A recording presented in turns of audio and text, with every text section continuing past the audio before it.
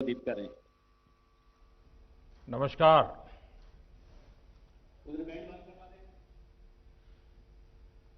कार्यक्रम में मेरे साथ उपस्थित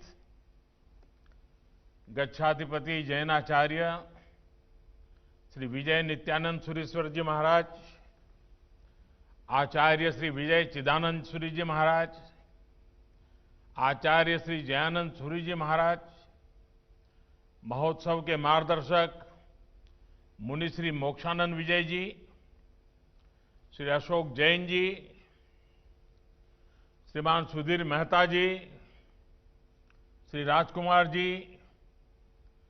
श्री देसुलाल जी और आचार्य श्री विजय वल्लभ सूरी जी के सभी साथी अनुयायियों, आप सभी को युगद्रष्टा, विश्व वंद्य विभूति, कलिकाल कल्पतरु, पंजाब केसरी आचार्य श्री विजय वल्लभ सूरी जी के 150वें जन्म वर्ष महोत्सव की बहुत बहुत शुभकामनाएं करता हूं। ये नववर्ष आध्यात्मिक आभा का वर्ष है, प्रेरणा देने वाला वर्ष है। ये मेरा सौभाग्य है कि मुझे इस आयोजन में शामिल होने, आप सभी से आशीर्वाद प्राप्त करने का अवसर मिला है। जन्म वर्ष महोत्सव के माध्यम से जहां एक तरफ भगवान श्री महावीर स्वामी के अहिंसा, अनेकांत और अपरिग्रह जैसे सिद्धांतों को प्रसारित किया जा रहा है, तो साथ ही गुरु वल्लभ के संदेशों को भी जन जन तक पहुंचाया जा रहा है। इन भव्य आयोजनों के लिए मैं गच्छाधिपति आचार्य श्रीमद विजय नित्यानंद सुरीश्वर जी महाराज का भी विशेष रूप से अभिनंदन करता हूं। आपके दर्शन, आशीर्वाद और सानिध्य का सौभाग्य मुझे वडोदरा और छोटा उदयपुर के कमांड गांव में भी प्राप्त हुआ था। आज पुनः आपके सम्मुख उपस्थित होने का अवसर मिला है, जिसे मैं अपना एक पुण्य मानता हूं। संतजन आचार्य श्रीमद विजय नित्यानंद सुरीश्वर जी महाराज कहा करते हैं कि गुजरात की धरती ने हमें दो वल्लभ दिए, और अभी भी इस बात का जिक्र हुआ। राजनीतिक क्षेत्र में सरदार वल्लभ भाई पटेल और आध्यात्मिक क्षेत्र में जैनाचार्य विजय वल्लभ सुरीश्वर जी महाराज। वैसे मैं दोनों ही महापुरुषों में एक समानता और देखता हूं। दोनों ने ही भारत की एकता और भाईचारे के लिए अपना जीवन समर्पित कर दिया। मेरा सौभाग्य है कि मुझे देश ने सरदार वल्लभ भाई पटेल की विश्व की सबसे ऊंची स्टैच्यू ऑफ यूनिटी के लोकार्पण का अवसर दिया था, और आज जैनाचार्य विजय वल्लभ जी की स्टैच्यू ऑफ पीस के अनावरण का सौभाग्य मुझे मिल रहा है। संतजन, भारत ने हमेशा पूरे विश्व को, मानवता को शांति, अहिंसा और बंधुत्व का मार्ग दिखाया है। ये वो संदेश है जिनकी प्रेरणा विश्व को भारत से मिलती है। इसी मार्गदर्शन के लिए दुनिया आज एक बार फिर भारत की ओर देख रही है। मुझे विश्वास है कि ये स्टैच्यू ऑफ पीस विश्व में शांति, अहिंसा और सेवा का एक प्रेरणा स्रोत बनेगी। साथियों, आचार्य विजय वल्लभ जी वे कहते थे, धर्म कोई तटबंधों में बंधा सरोवर नहीं है, बल्कि एक बहती धारा है जो सबको समान रूप से उपलब्ध होनी चाहिए।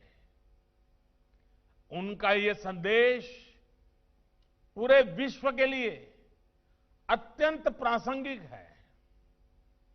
उनके जीवन का जो विस्तार रहा है, उसमें आवश्यक है कि उनके बारे में बार बार बात की जाए, उनके जीवन दर्शन को दोहराया जाए।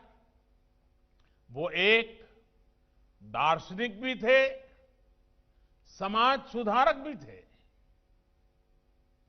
वो दूरदृष्टा भी थे और जनसेवक भी थे।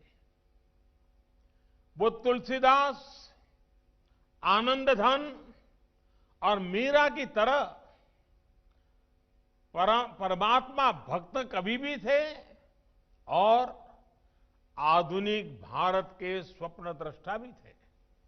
ऐसे में ये बहुत आवश्यक है कि उनका संदेश, उनकी शिक्षाएं और उनका जीवन हमारी नई पीढ़ी तक भी पहुंचे। साथियों, भारत का इतिहास आप देखें तो आप महसूस करेंगे, जब भी भारत को आंतरिक प्रकाश की जरूरत हुई है, संत परंपरा से कोई न कोई सूर्य उदय हुआ है। कोई न कोई बड़ा संत हर कालखंड में हमारे देश में रहा है, जिसने उस कालखंड को देखते हुए समाज को दिशा दी है। आचार्य विजय वल्लभ जी ऐसे ही संत थे। गुलामी के उस दौर में उन्होंने देश के गांव-गांव, नगर-नगर पैदल यात्राएं की, देश की अस्मिता को जगाने का भगीरथ प्रयत्न किया। आज जब हम आजादी के 75 साल की तरफ बढ़ रहे हैं, आजादी के आंदोलन के एक पहलू को तो दुनिया के सामने किसी न किसी रूप में हमने हमारे आंख कान की ओर से गुजरा है, लेकिन इस बात को हमेशा याद रखना होगा कि भारत के आजादी के आंदोलन की पीठिका भक्ति आंदोलन से हुई थी।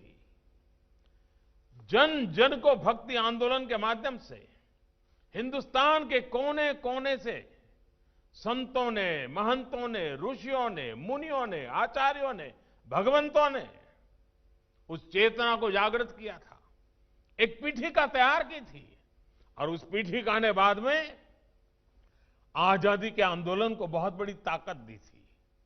और उस पूरी पीठिका को तैयार करने वाले में जो देश में अनेक संत थे, उसमें एक वल्लभ गुरु थे। गुरु वल्लभ का बहुत बड़ा योगदान था, जिसने आजादी के आंदोलन की पीठिका तय की थी। लेकिन आज 21वीं सदी में मैं आचार्यों से, संतों से, भगवंतों से, ऋषियों से, कथाकारों से एक आग्रह करना चाहता हूं। जिस प्रकार से आजादी के आंदोलन की पीठिका भक्ति आंदोलन से शुरू हुई, भक्ति आंदोलन ने एक ताकत दी, वैसे ही आत्मनिर्भर भारत की पीठिका तैयार करने का काम भी हमारे संतों, महंतों, आचार्यों का है। आप जहां भी जाएं, जहां भी बोले, अपने शिष्य हो या संत जन हो, आपके मुंह से लगातार ये संदेश देश के हर व्यक्ति तक पहुंचते रहना चाहिए और वो संदेश हैं वोकल फॉर लोकल। जितना ज्यादा हमारे कथाकार, हमारे आचार्य, हमारे भगवंत, हमारे संतजन, उनकी तरफ से बात जितनी ज्यादा आएगी, जैसे उस समय आजादी की पीठिका आप सभी आचार्यों, संतों, महंतों ने की थी, वैसी ही आजादी की पीठिका, आत्मनिर्भर भारत की पीठिका आप तैयार कर सकते हैं। और इसलिए मैं आज देश के सभी संतों, महापुरुषों के चरणों में आग्रह पूर्वक निवेदन कर सकता हूं, प्रधान सेवक के रूप में निवेदन करता हूं कि आइए हम इसके लिए आगे बढ़े। कितने ही स्वतंत्र संग्राम सेनानी इन महापुरुषों से प्रेरणा लेते थे। पंडित मदन मोहन मालवीय, मोरारजी भाई देसाई जैसे कितने ही जन नेता उनका मार्गदर्शन लेने उनके पास जाते थे। उन्होंने देश की आजादी के लिए भी स्वप्न देखा और आजाद भारत कैसा हो इसकी भी रूपरेखा खींची। स्वदेशी और आत्मनिर्भर भारत के लिए उनका विशेष आग्रह था। उन्होंने आजीवन खादी पहनी, स्वदेशी को अपनाया और स्वदेशी का संकल्प भी दिलाया। संतों का विचार कैसे अमर और चिरंजीवी होते हैं, आचार्य विजय वल्लभ जी के प्रयास इसका साक्षात उदाहरण है। देश के लिए जो स्वप्न उन्होंने आजादी के पहले देखा था, वो विचार आज आत्मनिर्भर भारत अभियान के जरिए सिद्धि की तरफ बढ़ रहा है। साथियों, महापुरुषों का, संतों का विचार इसलिए अमर होता है क्योंकि वो जो कहते हैं, जो बताते हैं, वही अपने जीवन में जीते हैं। आचार्य विजय वल्लभ जी कहते थे, साधु महात्माओं का कर्तव्य केवल अपनी आत्मा के कल्याण करने में ही समाप्त नहीं होता, उनका यह भी कर्तव्य है कि वह अज्ञान, कलह, बेकारी, विषमता, अंधश्रद्धा, आलस, व्यसन और बुरे रीति रिवाज जिनसे समाज के हजारों लोग पीड़ित हो रहे हैं, उनके नाश के लिए सदा प्रयत्न करें। उनके इसी सामाजिक दर्शन से प्रेरित होकर आज उनकी परंपरा में कितने ही युवा समाज सेवा के लिए जुड़ रहे हैं, सेवा का संकल्प ले रहे हैं। संतजन, आप सब भी ये भली भांति जानते हैं कि सेवा, शिक्षा और आत्मनिर्भरता से ये विषय आचार्य श्री के हृदय के सबसे करीब थे। गुलामी के कालखंड की तमाम चुनौतियां के बावजूद उन्होंने जगह जगह शिक्षा का प्रचार किया, गुरुकुलों, विद्यालयों और महाविद्यालयों की स्थापना की। उन्होंने आह्वान किया था, घर घर विद्या दीप जले, घर घर विद्या दीप जले। लेकिन वो ये बात भी समझते थे कि अंग्रेजों द्वारा बनाई शिक्षा व्यवस्था भारत की आजादी और प्रगति में मददगार नहीं हो सकती। इसलिए उन्होंने जिन विद्यालयों, महाविद्यालयों की स्थापना की, वहां शिक्षा को भारतीयता का कलेवर और भारतीय रंग दिया। जैसे महात्मा गांधी ने गुजरात विद्यापीठ का सपना देखा था, वैसा ही सपना गुरु वल्लभ ने देखा था। एक तरह से आचार्य विजय वल्लभ जी ने शिक्षा के क्षेत्र में भारत को आत्मनिर्भर बनाने का अभियान शुरू किया था। उन्होंने पंजाब, राजस्थान, गुजरात, महाराष्ट्र, उत्तर प्रदेश जैसे कई राज्यों में भारतीय संस्कारों वाले बहुत से शिक्षण संस्थाओं की आधारशिला रखी। आज उनके आशीर्वाद में अनेकों शिक्षण संस्थान देश में काम कर रहे हैं। साथियों, आचार्य जी के ये शिक्षण संस्थान आज एक उपवन की तरह है। ये भारतीय मूल्यों की पाठशाला बनकर देश की सेवा कर रहे हैं। 100 सालों से अधिक की इस यात्रा में कितने ही प्रतिभाशाली युवा इन संस्थानों से निकले हैं। कितने ही उद्योगपतियों, न्यायाधीशों, डॉक्टर्स और इंजीनियर्स ने इन संस्थानों से निकलकर देश के लिए अभूतपूर्व योगदान दिया है। इन संस्थानों की एक और विशेष बात रही है स्त्री शिक्षा, नारी शिक्षा, त्रिशिक्षा के क्षेत्र में इन संस्थानों ने जो योगदान दिया है, देश आज उसका ऋणी है। उन्होंने उस कठिन समय में भी स्त्री शिक्षा की अलग जगाई, अनेक बालिकाश्रम स्थापित करवाए और महिलाओं को मुख्य धारा से जोड़ा। जैन साध्वियों से सभा में प्रवचन दिलाने की परंपरा विजय वल्लभ जी ने ही शुरू करवाई थी। उनके इस प्रयासों का संदेश यही था कि महिलाओं को समाज में, शिक्षा में बराबरी का ये दर्जा मिले। भेदभाव वाली सोच और प्रथाएं खत्म हो। आज आप गौर करेंगे तो पाएंगे कि देश में इस दिशा में कितने सारे बदलाव हुए हैं। 3 तलाक जैसी कुप्रथाओं के खिलाफ देश ने कानून बनाया है। महिलाओं के लिए ऐसे सेक्टरों को भी खोला जा रहा है जहां अब तक उनके काम करने पर मनाही थी। अब देश की बेटियां सेनाओं में अपना शौर्य दिखाने के लिए उनको भी ज्यादा विकल्प मिल रहा है। इसके साथ ही नई राष्ट्रीय शिक्षा नीति अब देश में लागू होने वाली है। ये नीति शिक्षा को भारतीय परिवेश में आधुनिक बनाने के साथ साथ महिलाओं के लिए भी नए अवसर तैयार करेगी। साथियों, आचार्य विजय वल्लभ जी कहते थे, राष्ट्र के कर्तव्यों की उपेक्षा नहीं, अनुपालन करना चाहिए। वो अपने जीवन में भी एक भारत श्रेष्ठ भारत के ही मंत्र को जीते थे।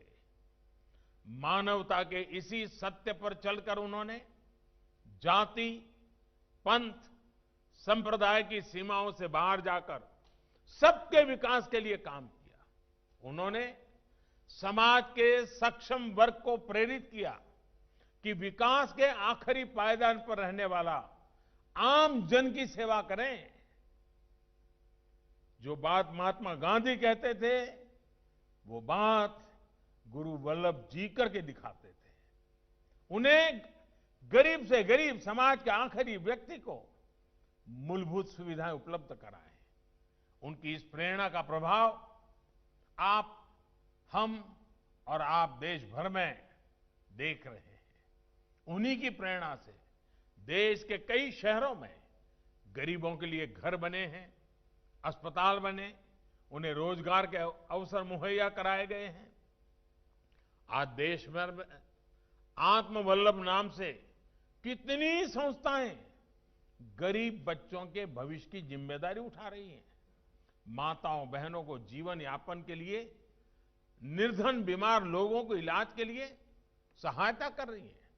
साथियों, आचार्य विजय वल्लभ जी का जीवन हर जीव के लिए दया, करुणा, प्रेम से ओतप्रोत था।